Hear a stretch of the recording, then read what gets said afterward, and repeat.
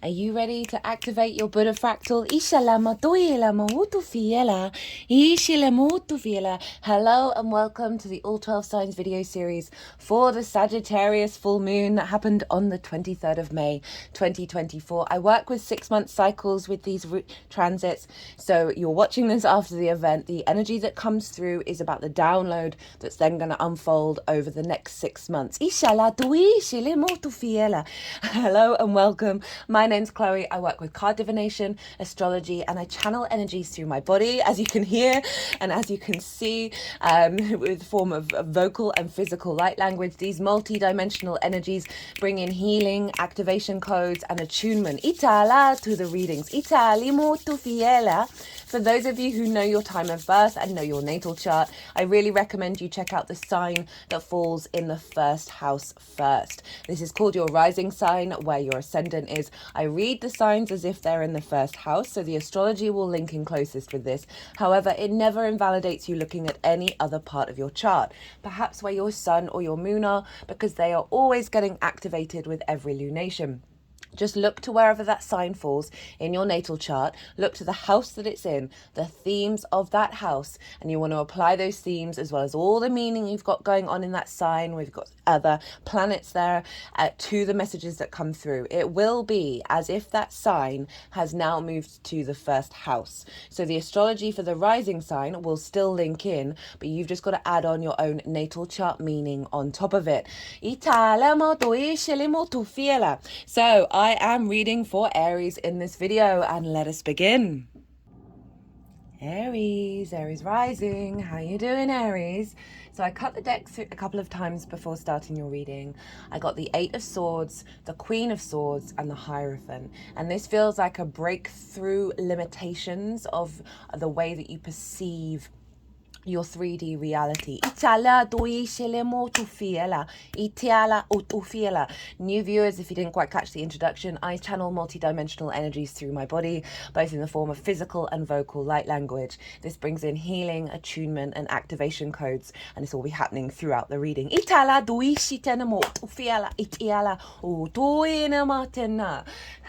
So, Aries, whoa, we've had this Sagittarius full moon. You'll be watching this after the full moon because I'm recording this on the 24th, the day after the moon. This is Venus's day. At the time of recording, the midheaven is in the sign of Aries. So we're channeling that energy. And I work with 6-month cycles. So the energy and the messages that come through are about the download that's then going to unfold over the next 6 months. So you're not missing out on any of the information. Itala by watching it after the full moon. Itufiala. So the Sagittarius full moon in a fellow air sign. So, okay, for those, I'm reading for Aries as if it's in the rising sign. For those of you who don't have Aries in the first house, look to the house that it does fall in. Look to the themes of that house, and you want to apply those themes as well as all the meaning you've got going on in Aries to the messages that come through for this reading. It will be as if that Aries energy of your natal chart has now moved to the first house. So the astrology will still link in. You just got to add on that meaning on top of it. So wherever Aries falls in your chart, ooh, big major arcana coming out. For you, Aries. Wherever Aries falls in your chart, Sagittarius is a fellow fire sign. So this is an aspect of a trine. And a trine is an easy, free-flowing energy. You are both yang in nature. You are both fire. So you're not having to jump over hurdles in the way that the information is flowing, right? But you're coming at it from different modalities. Aries, you are cardinal, you activate. There's initiation with Aries. Whereas Sagittarius is mutable. It's an adaptable energy. It shifts and changes. And when they come together in a trine, it brings about a sense of bringing together in order to elevate, in order to expand. It brings wisdom. It brings a sense of confidence, of feeling good about yourself. As I said, this trine is ruled by Jupiter, the aspect. Itala doinia. It can just, it's a really inspirational energy showing up here for you that can bring about new opportunities. It can bring about a sense of flow, a sense of luck, and a sense of abundance. So we've got this beautiful Sagittarius full moon, the best full moon of the year. And it's a harmonious aspect to your Aries energy. So it's really inspiring and elevating, and bringing in a sense of just more flow coming into the Aries area of your chart. Now, I am pulling cards for 3 different piles. The first pile is the lead up to this full moon. And this, as I said at the beginning, I work with 6-month cycles. So this is from the new moon in Sagittarius that we had in Sagittarius season. And what have you been integrating? What's been coming up? And then also, how is your energy showing up that's then going to be working with this new download? So that's pile 1. Pile 2 is the energy download at the time of the full moon that comes into your vessel that will unfold over the next 6 months. So I see lunations as portals for download codes, for activation codes, the imprint of that, the way everything is talking to it, or the celestial bodies are talking to each other at the exact moment that gets imprinted. So pile 2, the baseline for that is always the collective reading. I love the collective readings. This is where I get to break down the astrology of that lunation in way more detail, of how they're all weaving their energy together. And that forms a harmonic blueprint that's then imprinted. I did a collective tarot reading as well. Channeled messages come through. I get to be more intuitive, and esoteric messages come up. So if you want a deeper understanding of what this moon is imprinting over the next 6 months in it for you, go check out go pause the video, go check out the collective reading and come back to this, because it will give you a deeper understanding of how the tarot is showing up. So pile 2, the tarot is how it affects the Aries area of your chart.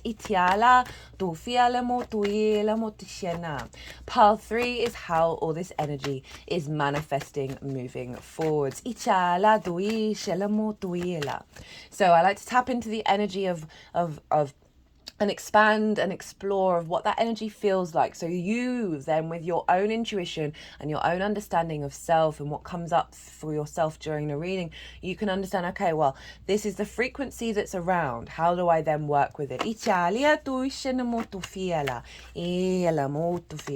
Now, with a full moon, it is often representing a sort of an ending of a particular part of a cycle. Obviously, nothing ever ends. But there is a sense of illumination, of a raising up, a sort of a sense of a completion energy of the wisdom that we've learned over the last 6 months, and it can highlight an accentuation of your intuition, of your needs being met, of your nourishment, and really just feeling very vibrant around the full moon. It also can bring up a lot of triggers, and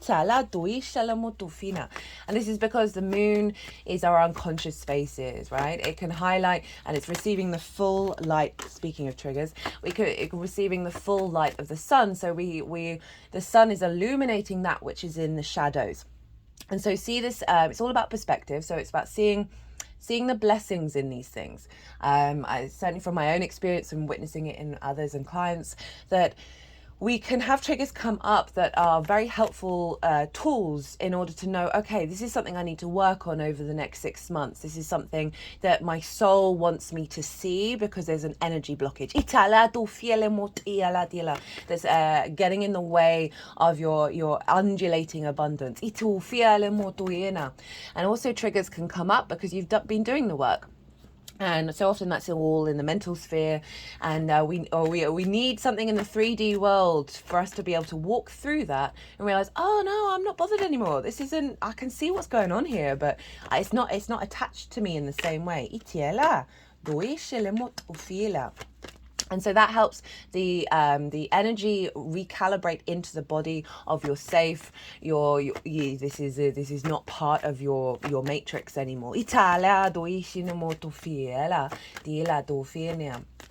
But overall, there's with all the wisdom that we've learned, we're then getting an activation and an illumination that we are then bringing into our lives over the next 6 months. So that's what I channel through, is the energy that's being imprinted into you that will then unfold based on everything that you've been working on over the last 6 months. So Aries rising, where is this happening for you? This is happening in your 9th house. This is the house of the gods. This is all about perspective. Perspective is the key word for the 9th house. It's about your morals, your ethics, your philosophies, your connections to spirituality, book, religion, source, energy, nature, science, all of the bigger matrices that we're involved in, that we are figuring out. Like, what does it mean to us? How do we understand ourselves in relationship to everything else?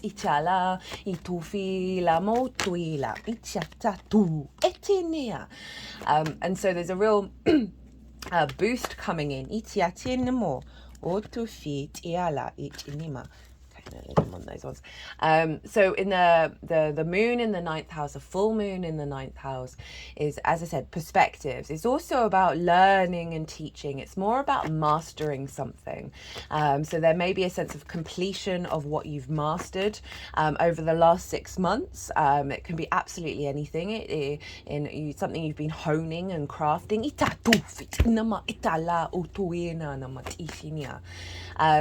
That's coming to a sense of completion with this full moon, and then with that you're then taking that energy into the next level. It's about sharing perspectives, resonance of your perspective. The 9th house can get a bit of a bashing, especially with what's going on in the world right now, where we can feel a bit disconnected. This is a real power up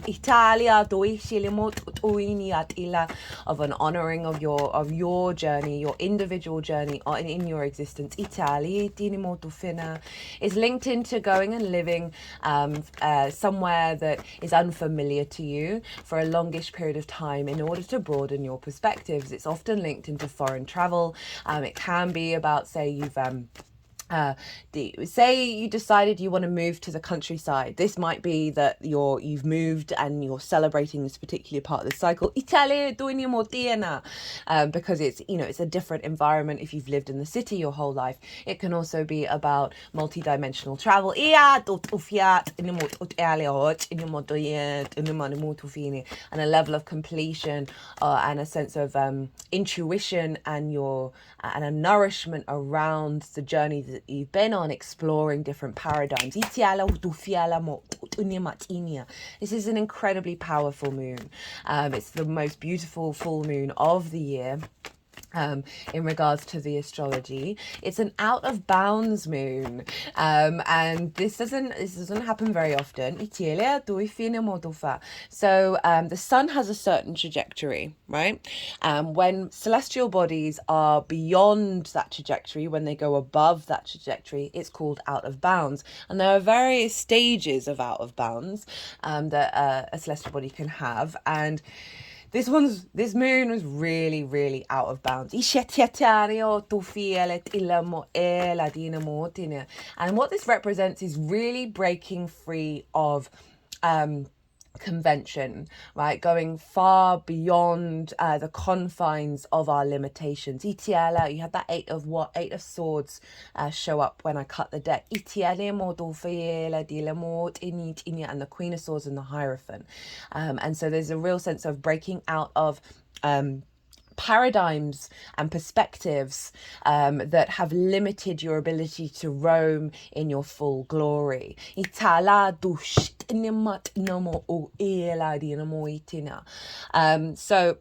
the out of bounds moon is drawing from the galactic energy rather than the entanglement of the earth, right? The earth energy is incredibly powerful, but there's a density here. There are layers and layers and layers of tradition and dogma. So it's interesting, you've got the Hierophant, which is Taurus, doubly interesting because there's a lot going on in Taurus right now. But that represents in the traditional Rider Waite it's the Pope, right? So there's sort of book religion energy, Italian perspectives.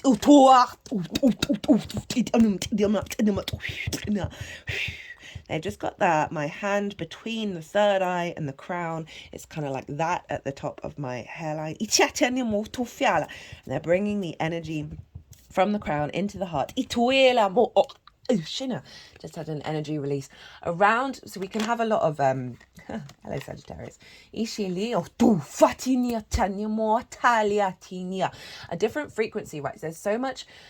Whether you are connected to book religion in this lifetime, we've been through cycles and cycles and cycles around shame, around purity, around moral purity and piety,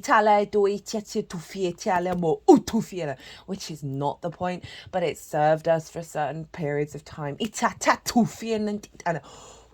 So interesting that an angelic card came out as I was saying that. And this has a crown on it representing sovereignty. The truth of your sovereign energy, your frequency, your source frequency of your perspectives. Clearing away the illusions. That which has been hidden is now being revealed. I'm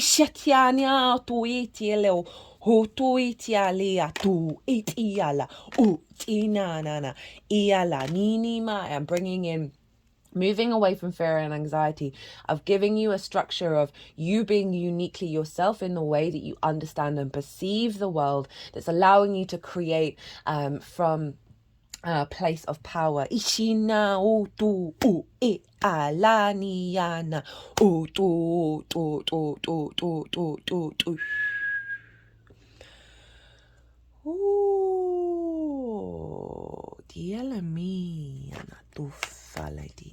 Aries. Okay, where was I? Sorry, I just got a little bit lost in that energy. That the out of bounds is really it's not denying the wonder and glory of Earth, right? We've got a lot going on in Taurus, so it's a strengthening of the power of Earth beyond the dogmas. There's always an essence of truth in all of these traditions, but they then fall into ritual and limitations and piety, and it just blocks the energy. It stifles the energy.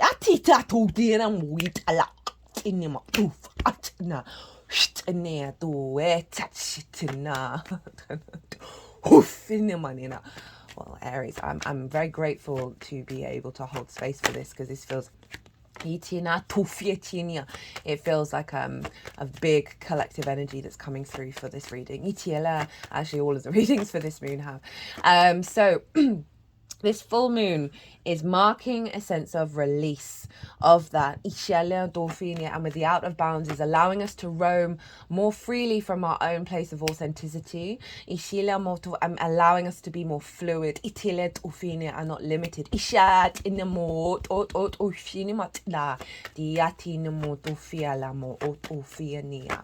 And it's all building on a lot of the transits that we've been working through over the last couple of months. We've had two massive portals, two of the biggest portals of the year.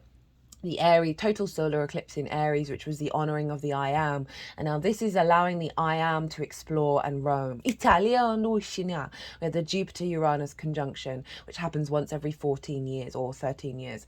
So it's a big decade portal. In Taurus. And these are all interwoven. And this moon is ruled by Jupiter. So there's a sense of confidence here. There's a sense of generosity and an expansion.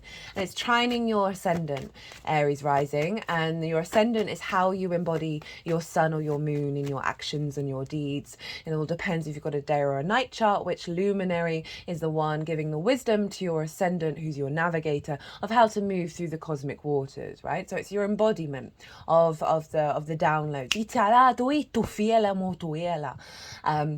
And it's your body, your character, your sense of self. And so you've got this beautiful trine happening here with this very, very powerful moon that's allowing you to expand into a frequency and a timeline and a paradigm that is beyond the previous limitations.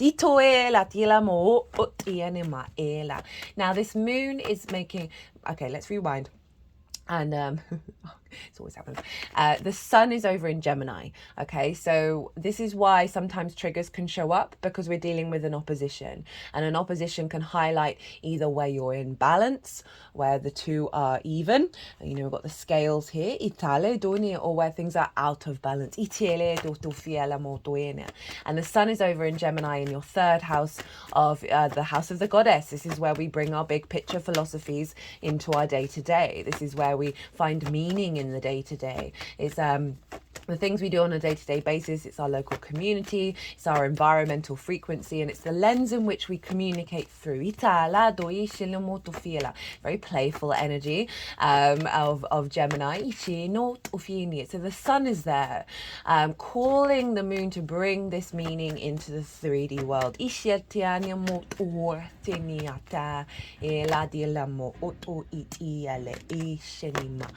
just saw the 7 of Wands. We'll see if that wants to come out again.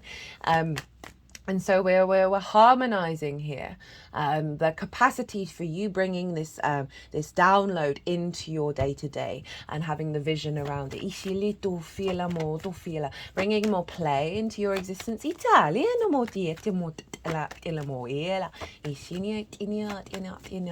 And really harmonizing the capacity to flow, right? Mutable energy. As you understand the truth of your sovereignty, Aries. The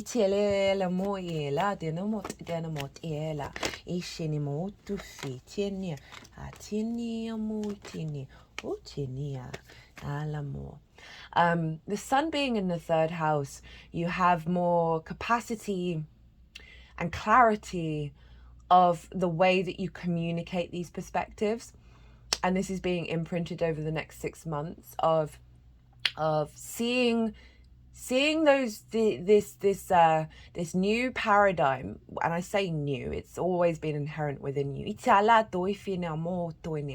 sense of fluidity show up in your day-to-day. Like there's a resonance going on in the way that you move, in the way that your environment is being fueled by this download.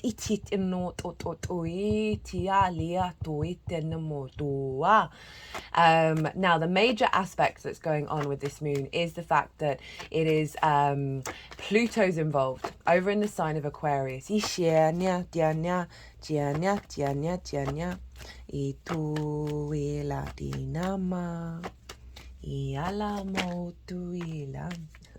Hierophant.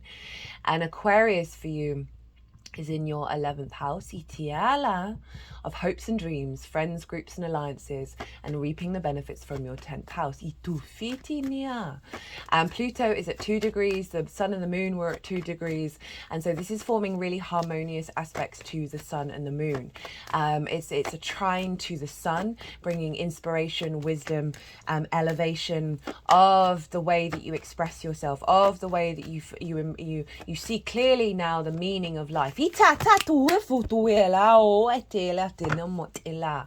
And Pluto is transforming our universal truth frequency. There's more egalitarian, but more uniquely yourself. I've done a Pluto in Aquarius transit series that's taking us up to the beginning of September before it moves back into Capricorn. So you might want to check that out to see what Pluto's doing over there.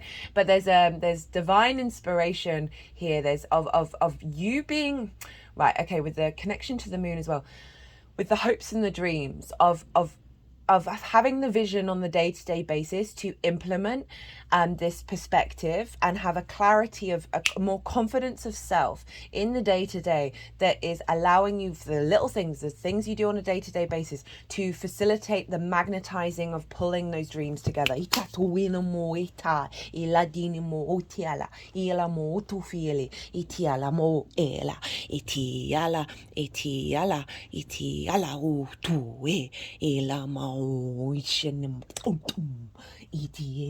Itieli, e o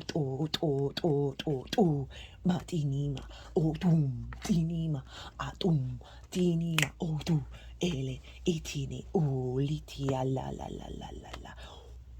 fidinima. Dialamo utuini. Tinia. Dum indinimo. Oh, that's quite, I felt like it just felt like there was an activation there that was really like drawing. So Pluto can help us activate our root id power, and my root chakra was sort of like weaving and spiraling, and it was like pulling energy towards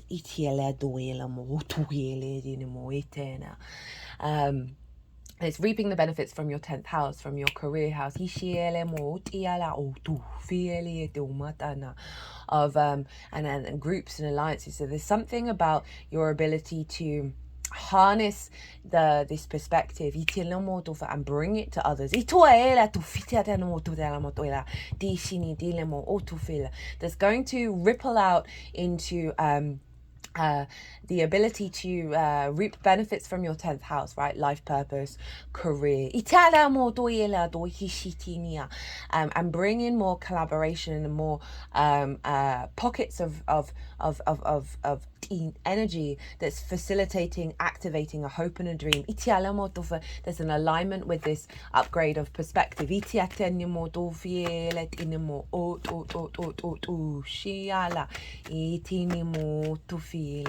Like the wisdom in the way that you express and embody yourself on a day-to-day basis is as I said, magnetizing and drawing this element of power towards you. It's sextiling the moon, Pluto. And this is about, ruled by Venus, it's about creativity, a sense of love, appreciation, connection. So there's something about your needs being met, your nourishment and your intuition around your perspectives and how that's expressed in alignment with your connection to soul family, and communities and groups. That there's a power behind your intuition about what it is that you express, and that doesn't have to be communicating and talking, right? Communication is everything. Information is the whole universe, and it's the sharing of that and the interaction of that and the cause and effect of that information. So it can be in any mode. There's proliferating out into a wider audience.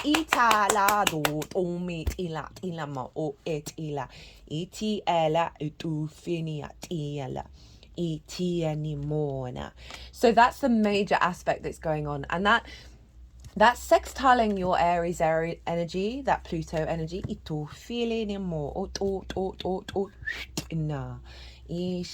So again, you've got that Pluto energy, really getting creative with how you embody yourself.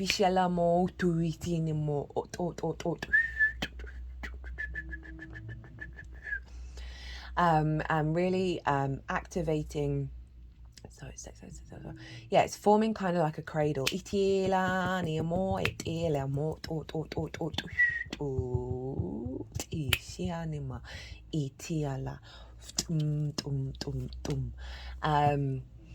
Yeah, it's very sort of, there's a lot of creativity, there's a lot of knowing, there's a lot of inspiration coming in that's being embodied within you, that through your vessel, through the way that you move through the world and how other people see you is activating this frequency for us on a collective level. As I say that, like thinking differently. And there was that 7 of Wands.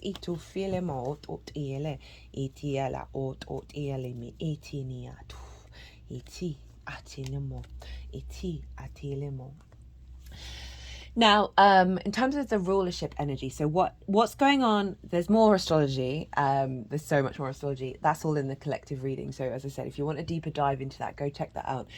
But whatever's going on with the ruler of a sign is impacting the sign that it rules. So Jupiter rules Sagittarius, and so that wherever Jupiter is influencing this moon.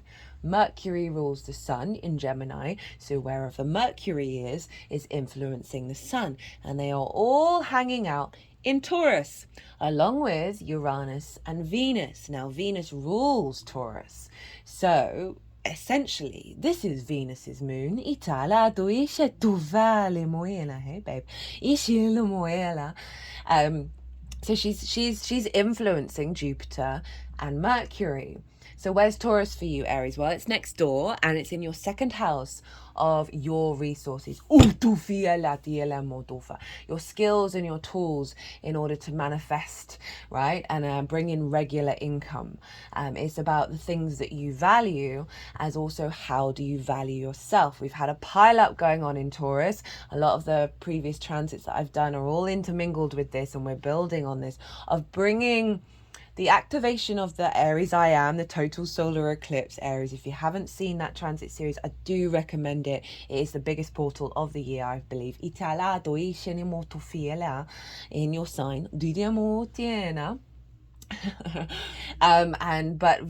Venus has basically been ruling the roost a lot for a lot of these energetic frequencies because of the energy transfer, right? And this moon is that as well.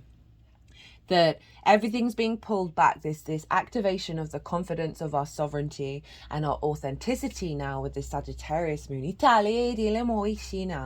that it's being ground down into the Taurian physical world, right? Our personal connection to earth, our physical senses, feeling good in the 3D world. It's sort of like, I am here, right? And I'm not moving. And how do we create here?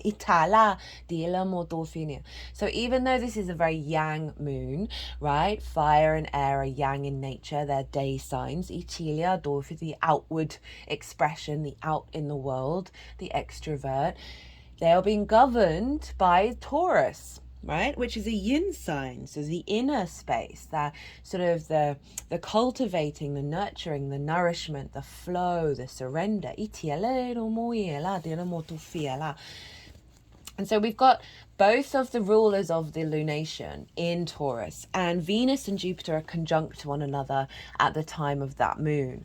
And that's really powerful. We're not going to have this formation in our lifetime again because they're sextiling Neptune over in Pisces. That's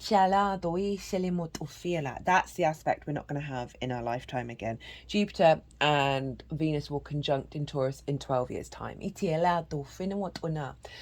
But we have the two benefics, Jupiter and Venus, the grace and favor of these planets, this sense of expansion, this charm, this love, this connection, this confidence, the wisdom, in your sense of how you value yourself, and the skills and the tools that you have in order to manifest in your current incarnation.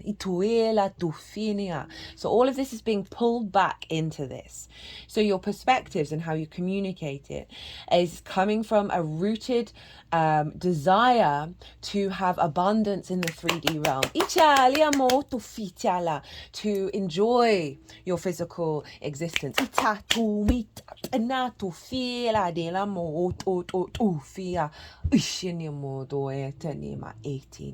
So I could really see an activation around whatever it is that you do for a living, coming from a more creative place, from a higher perspective, and that proliferating out into the wider world because of what's going on with Pluto.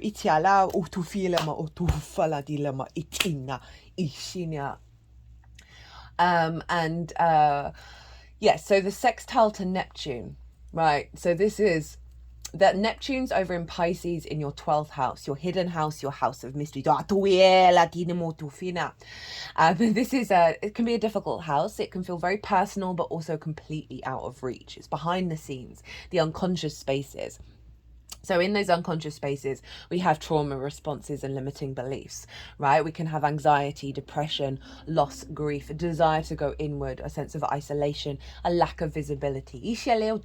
What's hidden. But what is hidden is the magic of your soul. It's a very, very magical house. And so with this Neptune, Jupiter, Venus sextile, there's an element of conjuring up the truth of the magical reality that we exist in, and feeding it into Jupiter and Venus, who's expanding and connecting the dots and finding the love and the connection to it in your skills and your resources. So this could see a lot of clearing out of unconscious responses that are blocking that. Neptune dissolves the limitations, and dissolving that in order to bring through the truth of the all-encompassing Piscean energy, the fluky, the synchronistic things appearing out of nowhere, the miracles. And that's all feeding creatively, connecting the dots into your skills and your tools. So we're all channelers, by the way, FYI. We're all intuitives, we're all healers, we're all shamans. In my opinion, we just do it in our own unique way, and it doesn't always look like the stereotypical way. This is really activating a deepening of the connection that you have to all of that into your skills and your tools. And this is influencing the moon of this perspective and your ability to communicate that.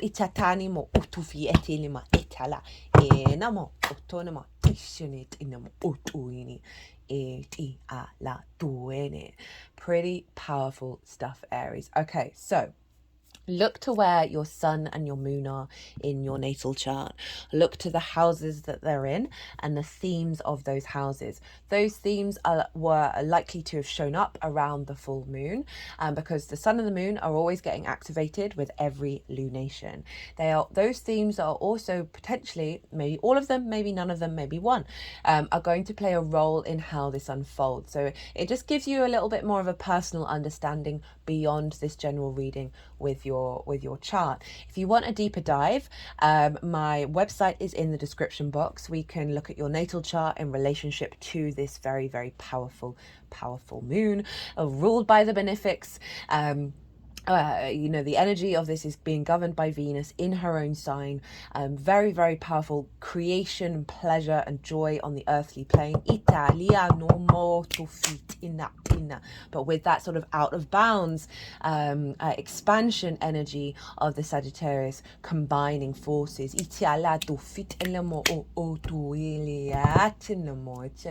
Really allowing more vibrancy and energy in the way that we engage with the 3D world. If you want a deeper dive on that, send me a line. I've got a Virgo sun. I love to tailor to the client. I get a kick out of it. I like to facilitate.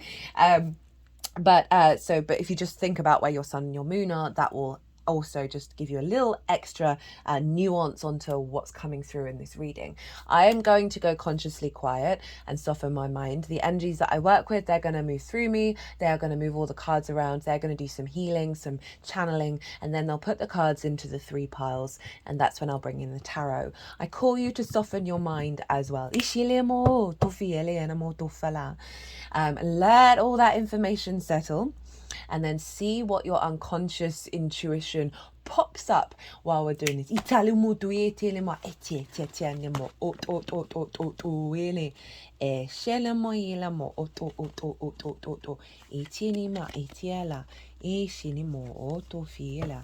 we started with judgment and ended with the sun, which I like.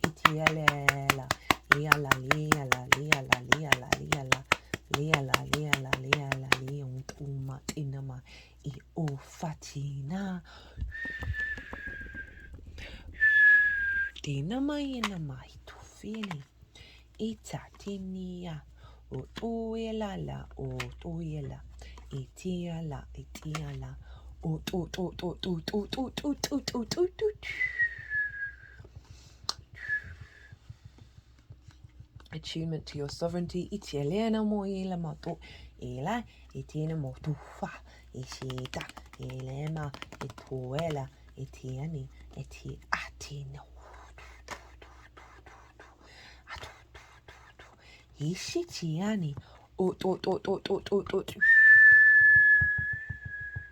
Remember, we've got that 8 of Swords, the Queen of Swords, and the Hierophant at the beginning. And again, 8 of Swords is like breaking out of a cage of your own limitations. The Queen of Swords is the nourishing of the new perspective into the truth of your wisdom beyond dogma.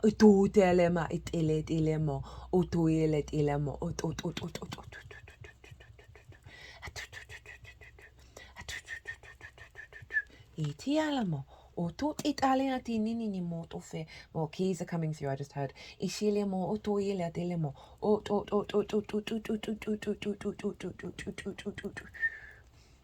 Really, there's some unlocking going on. Itiatatenimo. Itiatatinia. Itianimo. Tina. Dilama. Otoni mayania. Otufini. Atinina mayemo. You've got the sun, moon, and the star. Ishiliane. Otuinia. Otuila. Otum. Dum. Itiala. Ashiniama.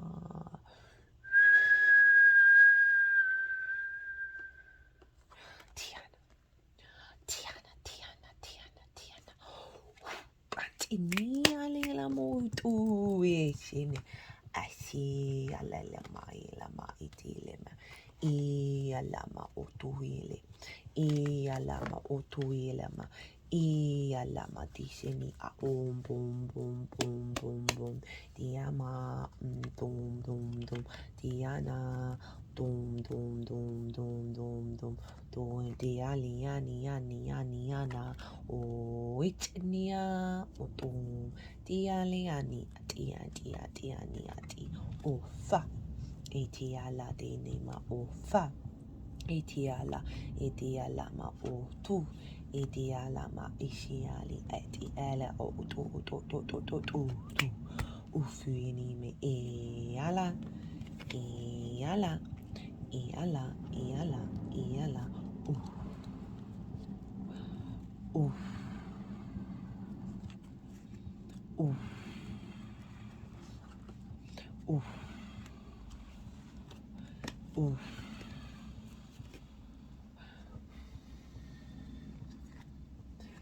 tu ele madina ma o tu ele madina mana e tu ele manina e tu ele ma Iala niama diana toishala mariana matohi etiala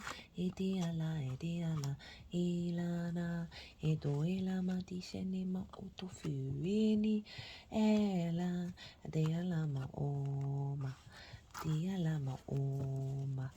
di ala de shiana ma otofiala ti atoela ma itiala ma otofiali ma ila otoele ma diala ila itiala ila diala di atofana.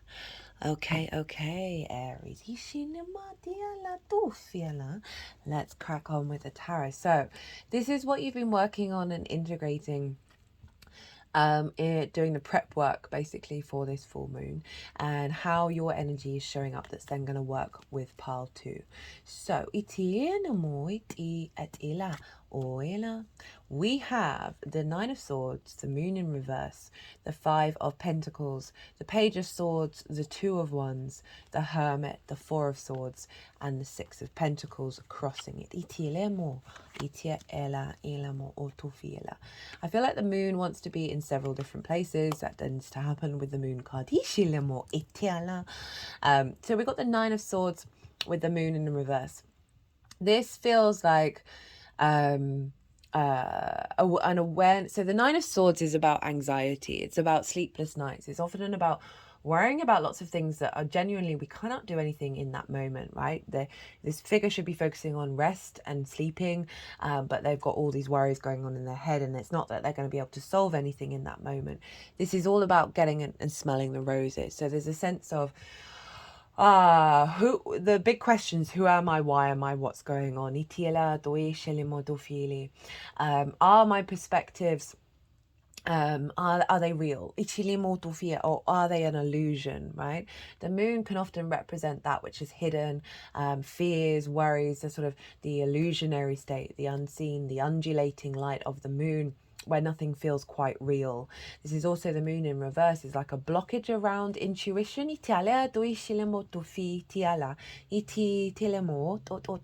Of your connection to your flow. The moon is Pisces, and that's your unconscious spaces. So it's like there's been you've been going through everything that I'm saying. There is obviously many different vibrational frequencies to it. So this can show up really loudly, or it can be like the nuances of the energy of the archetypal energy that I'm talking about. It's all going to be very specific to your own journey. But it could be that you've been going through a process of uncovering things in your unconscious spaces,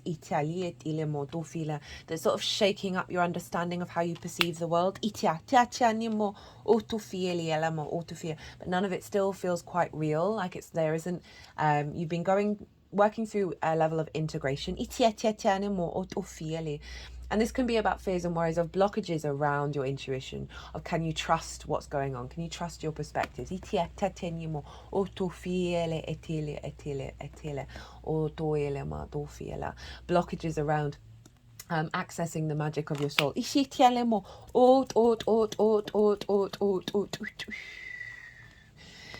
And working like, this state can block that.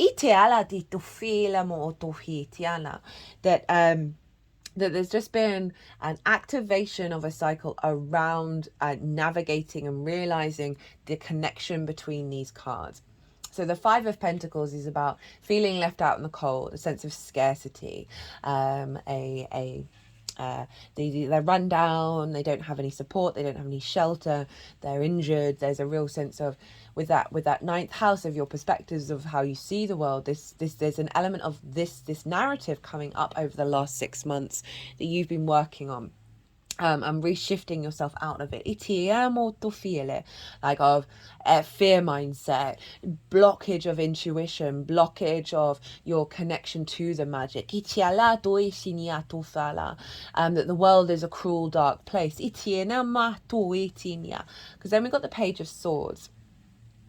And the Page of Swords looks to the past, is present in the moment, but is with the intention to move forward. And this is about the honoring of the cycles and being in observation and awareness of the capacity that those perceptions have to keep us in the past. But the Page of Swords has the curiosity to expand and bring in a new way of thinking. But it does also often represent this sort of transition phase, as well, of knowing that time doesn't exist with the Page of Swords, but at the same time it does, and honoring that process. So it's like you've been reflecting on this perspective.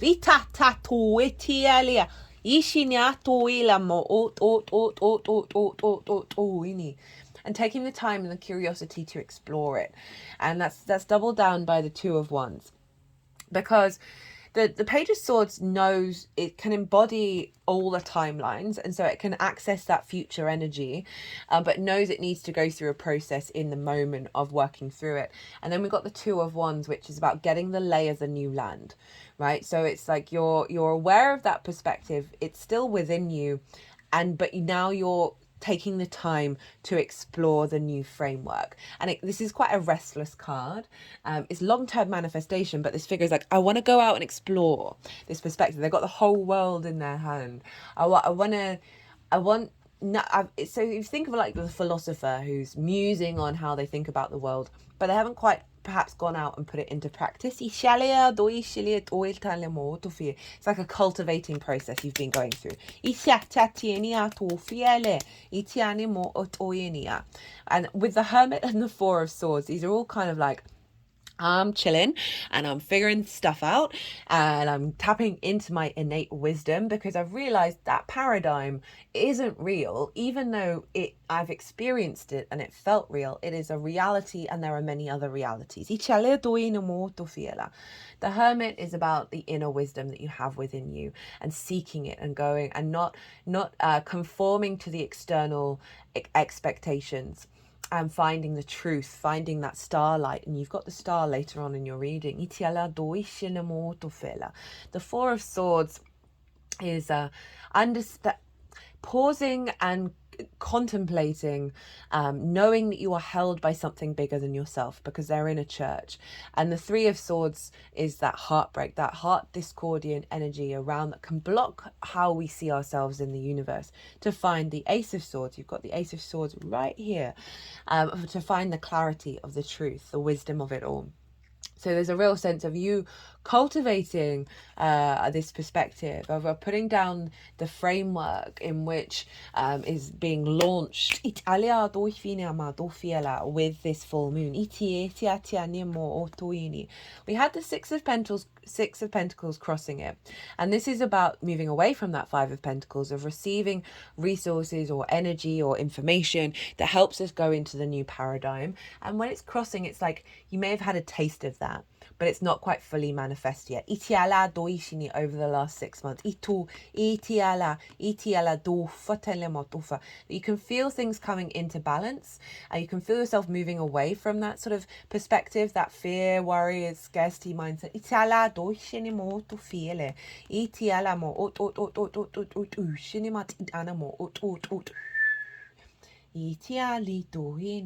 They're really focusing on the scales, which is Libra, right? And you have Libra over in your 7th house, and the 7th house for me, yes, it's romantic, long-term committed romantic relationships, but it's also Source, and it feels like Source is saying, look, I've had to rebalance some stuff. Hasn't quite come through yet. That's going to be put into your body, right? The Emperor. There's been an element of patience involved.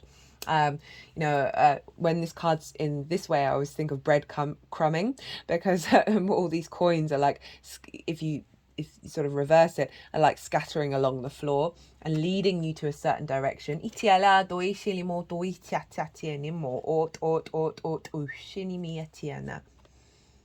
Your energy showing up for this full moon.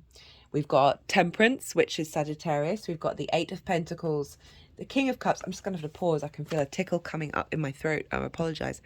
Sorry about that, Aries. The Temperance, the Eight of Pentacles, the King of Cups, and the Moon.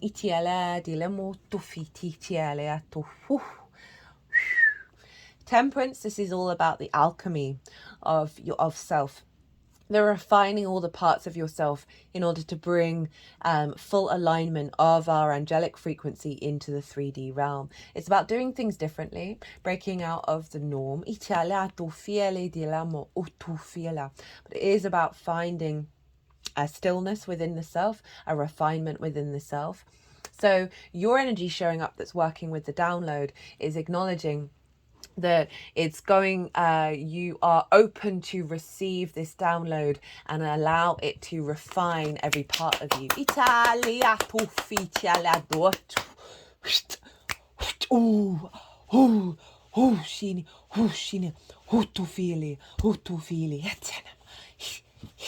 They're moving energy from the heart down to the solar plexus and the sacral chakra and the root.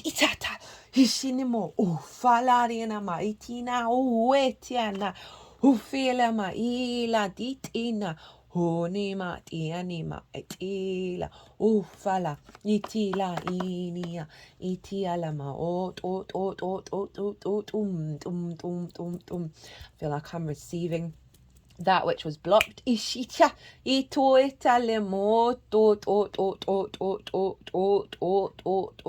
allowing you to truly embody your sovereignty, your divinity.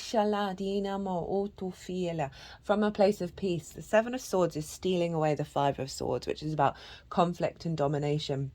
There's a real clarity coming in of a new, and whenever I say new, it is just back to your true self. Of a perspective that's allowing you to roam in and explore yourself in ways that you haven't navigated in this lifetime before. To be able to receive.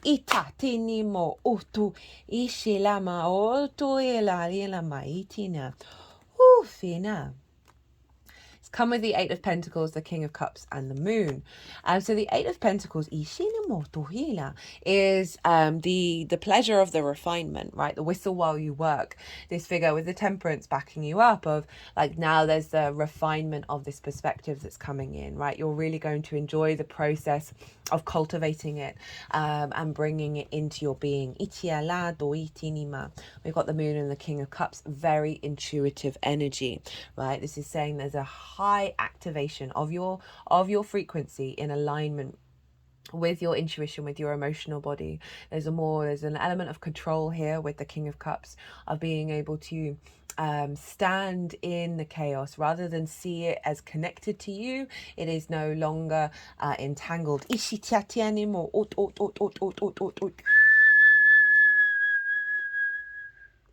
And in terms of the astrology of how you communicate, right, for a very deep intuitive space and take action on it out in the world, of activating your hopes and your dreams with friends, groups and alliances. I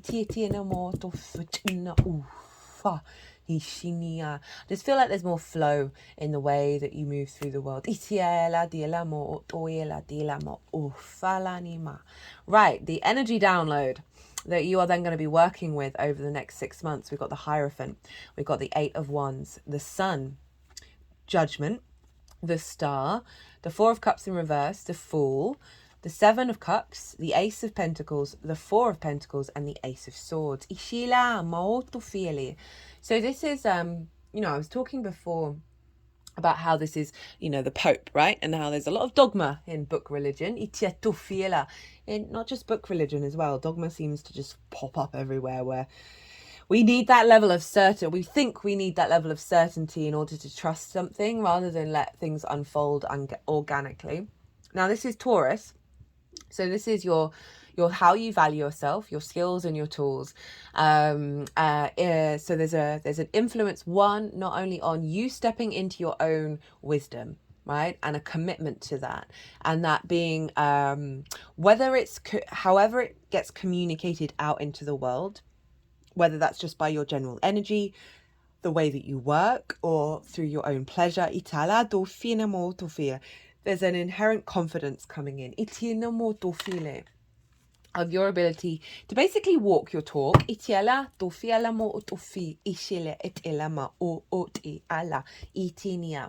And have confidence in your skills and your tools from this perspective, from this understanding of how you interlink with all the matrices.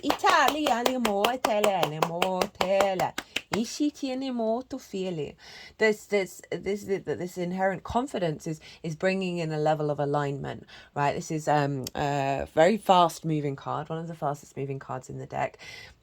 And this is all about things being in flow, that you just things are going to shift and change around you. I feel like this is the download coming in. Just had a big energy release of that one. Of the capacity for you to transmit this higher perspective is just going to flow out of you.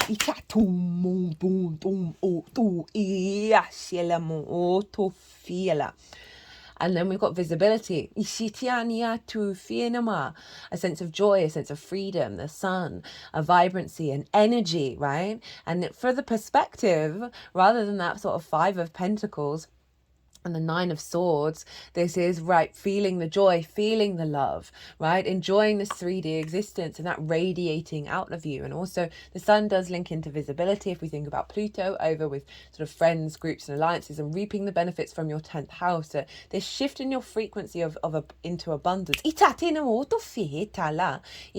going to have a knock-on effect in your external world. And because all of this is redirected back to the second house, which is your regular income, it could mean a pay rise. So getting more regular income, more resources, as well as elevating the skills and tools that you have, getting more creative, having more light and more energy in the way that you work. We've got judgment. This is Pluto. So this is a sense of ascension. These are the dead. They are coloured grey, like the hermit, representing wisdom. So no longer being bound by sort of the blockages from, you know, there's so much stuff that's going on with us in this incarnation that has nothing to do with us. I mean, it does, because we're all connected. Like past life energy, ancestor stuff, where you're like, where you think you've cleared some blockages, but there's like some root weird little spell or resentment that's in the energetic field from who knows when, why know what, that is just like, I'm holding on to this grudge. I'm holding on to this perspective. And this is saying like there's a release of some of that energy come through. Whether now, whenever we do work on ourselves, we're doing it back in time and future in time.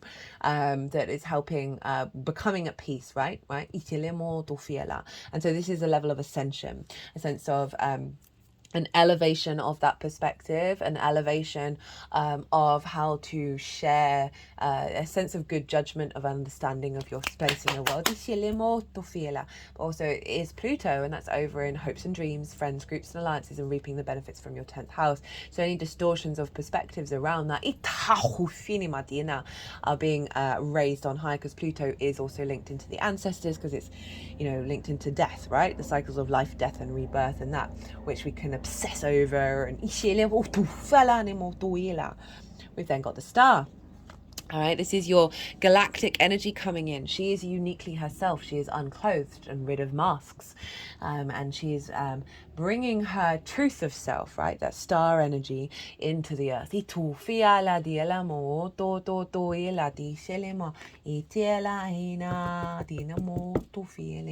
So it's a real sort of elevation of your perspective, your understanding of the world. And in terms of like learning and teaching with the Hierophant, it's very much about, can be sharing these perspectives, and there's being more resonance and receptivity towards them. This is about hoping and dreaming beyond our limitations of the wounds, and also being able to channel like and connect these perspectives that may have been previously out of reach. There's healing not only yourself but the collective.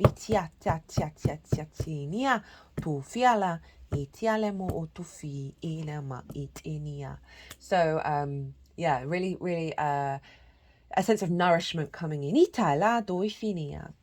I've got the Four of Cups in reverse. This is about no longer seeing that all the outside world has flow, right? That Three of Cups, which is shown up as your final card, right? That sense of celebration, the abundance, the joy, right? There's a melancholy, there's a stagnation with this energy.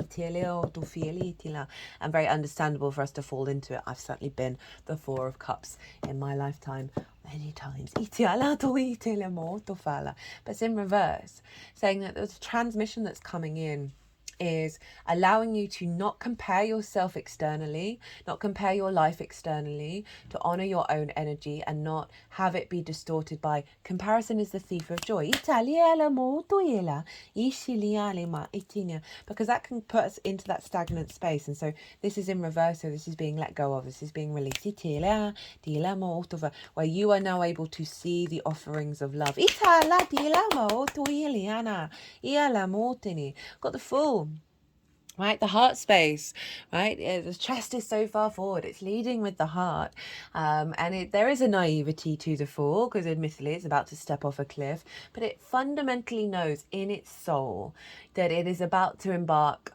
A new reality is about to arrive when it takes that step off. It's leaving. It's going out into the world. This is also about the sense of moving away from that dogma. This Fool has left the village. It's left the confines of its previous structures, and it's going out from a very heart-orientated space of looking at the world as a pure joy of existence, the curiosity of it all, the good, the bad, the ugly.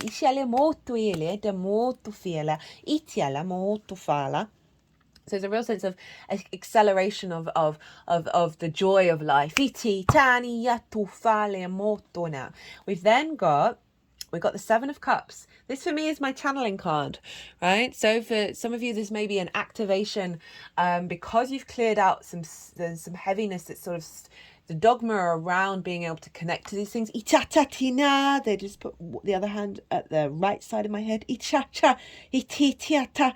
Toela. Itanananananimo. Itianima. They're moving the hand around the head. Italaniniama. It's reminding me of, I was told by an amazing channel, I had a wonderful reading, that they said that as a child, and I have no memory of this, as a child I could see spirits, but an adult told me they didn't exist and it switched off. They're now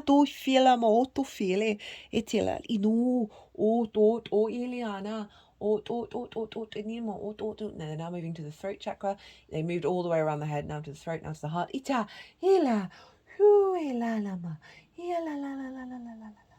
La la la la la la la la la la la la la la la. Ala maonia.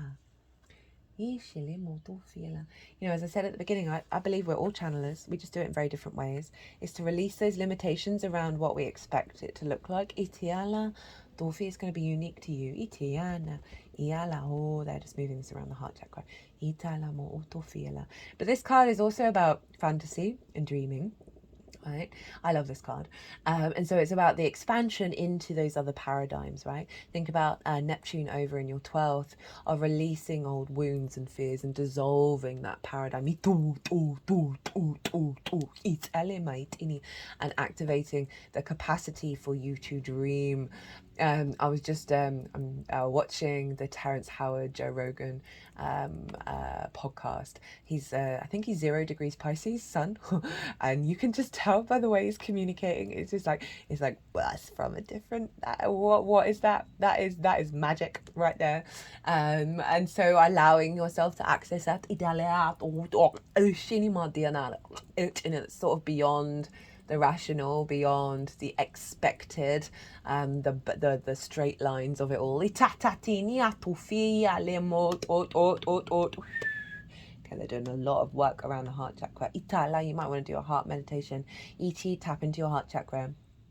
Let that energy flow through you. See what needs to be released. Itila, doinimo, inimat inama, inimat inama, shinimat ina, tania, ha shini, hatilemo, tilimatina, dianimo, to feel it. Okay, so activating a new cycle of connecting to, you know, things that you may have dismissed in the past. We then get the Ace of Pentacles, the Four of Pentacles, and the Ace of Swords. So this is really marking a refreshment, and I feel like these are all combined together. That Four of Pentacles, I love the Four of Pentacles. For me, it's about this level of energy protection around you that is allowing your innate frequency, like this, the clarity of your innate frequency, to manifest in the 3D realm. This figure's wearing a crown. It represents sovereignty. The pentacle is marks the 5-pointed retrograde cycle that Venus makes. It is Venus's symbol of Venus. She wants us to create, connect, feel pleasure, feel joy, play on the 3D realm. And so this figure is very protected by that Venusian energy and is able to create from their inherent frequency. And you've got these two offerings of the clarity of vision, right, beyond the dogma, right, your perspective that is sovereign to you, this higher perspective, and your ability to bring it into the 3D realm. If you think of that Taurus energy, of the deeper understanding of your own value, your own sovereignty, and the perspective of you creating. How this energy is manifesting moving forward. So we've got the Page of Cups, the World, the King of Cups, the King of Wands. So we're really boosting that Gemini and Sagittarius energy there. The Three of Pentacles and then the Three of Cups. So we've got some doubles going on. Page of Cups, love this. Love this, very Piscean, right? This figure's talking to a fish in a cup. They are in union, they understand one another. But it is the unexpected, it's the magical energy of you really being in communion with that part of your life. There's gonna just bring depth and nuance and more magic and love and imagination to your environment. You expressing this out into the world, as well as it having it's an overall, it's very useful energy. It's very playful of how you look at the world, as well as bringing in more opportunities around that are linked into these perspectives that come from synchronicities that are really a bit curveball, a bit left field. I just had an energy release at that. The world, know thyself and the world will open up to you. And I love that the pages behind it are saying that world is based on this magical reality. This is Saturn. Saturn's in Pisces at the moment. Regulars, you know, I've been banging on about how great this is for you. Saturn loves being in the 12th house.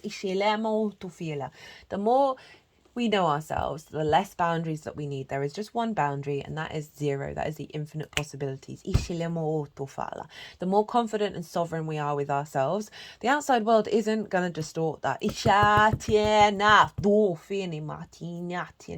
And so your perspective, your understanding of yourself within the world, within the universe, is coming to a level of completion and maturity, where you are now, it's meaning that ripples out into how the world responds to you. For some of you, this might be going traveling around the world in 6 months' time. Going, at least exploring parts of the world that you may not have explored before. Or other multidimensional realms. But overall, a real sense of sovereignty, integrity in the way, walking your talk, an embodiment of it. Got the full and the world. Speaking of sovereignty, goodness me, King of Swords, King of Wands. Okay, so this is your clarity and vision of being able to communicate these perspectives, your passions, your vigor. It's a lot of action orientated now that this has become really embodied, feeling very mature and very sovereign, and being able to confidently take action around these perspectives with a clarity of mind. This is also there's a lot of authority here with this. Of being seen, with this embodiment of being seen as someone that they come to the kings, and the emperor. It feels like a level up.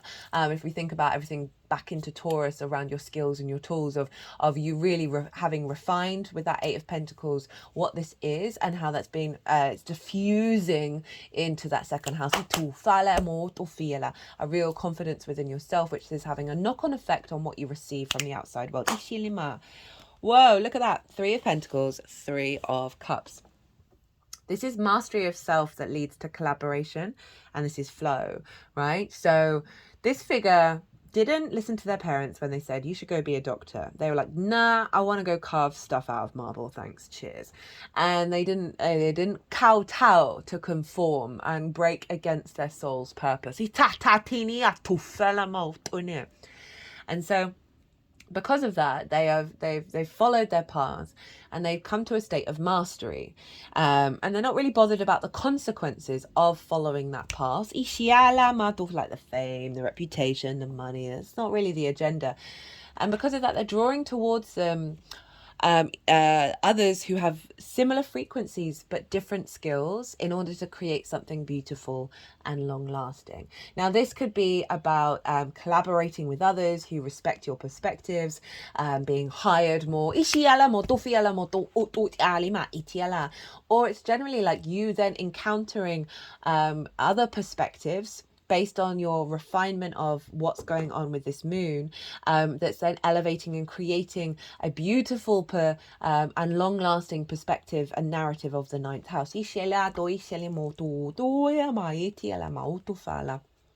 as well as bringing in and collaborating and bringing that perspectives together and refinement into your skills and tools, which means you are creating on the 3D world from these perspectives. Working with spirit, working with source, working with the magic of your soul. Three of Cups. This is flow, celebration, right? This can be connecting to other people, sharing your perspectives, like-minded people. Doesn't mean you have to agree on everything, but certainly a similar frequency. Itela, emotional contentment, joy, the celebration of existence. Very positive cards to end on. Itiala. Cut the deck and get the Empress. Development, growth, abundance, productivity. Itinia tufina. They're wanting all those words. Ilama or tofilia. They're putting it over the Emperor. So there's a sense of activation of this abundance within yourself, within your how you embody yourself, which is then going to ripple out. We've got battle, good versus evil. Gone through this process of navigating outside of a matrix where that is the perceived matrix, that it is a battle. We're moving beyond that, out of conflict into the abundance and the connection. We've got portal, passageways. This moon was a portal.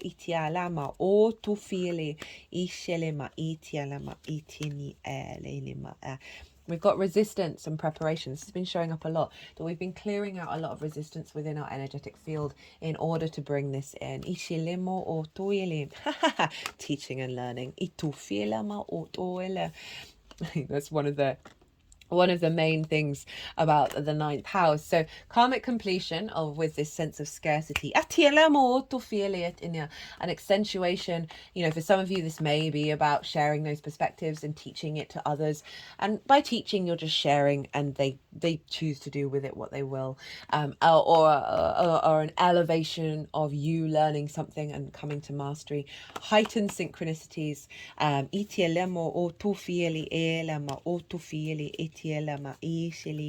got spirituality. So it's really, really enhancing the fact that this perspective that's coming in is nourishing the rest of your chart, and bringing in love and bringing in a sense of, I know I'm here and I'm celebrating I'm here with that 3 of Cups, 3 of Pentacles. I'm collaborating, I'm creating, I am. Right, Sagittarius. Oh, sorry, not Sagittarius. This moon is Sagittarius. I do apologize. Aries, obviously. Aries. I hope you enjoyed this reading. It was pretty, I like this one. This was yeah, like the fact you got teaching and learning. I love it when that happens. It's just like, we said what we said. Here's some repeat messages. Aries, if you enjoyed this, please, it would be an honor and a privilege if you hit that like button. It would mean the world to me, as well as it helps the algorithm, helps send this out into the world. If you want a personal reading, as I said earlier, my website is in the description box. It doesn't have to be about this transit. It can be about absolutely anything. Send me a line. I'll get back to you. But other than that, Aries, as I said, this is trines and sextiles to you. This is very elevated, inspirational connection, sense of love within yourself, embodiment, a real strength. What I'm really getting is a real strength of authenticity.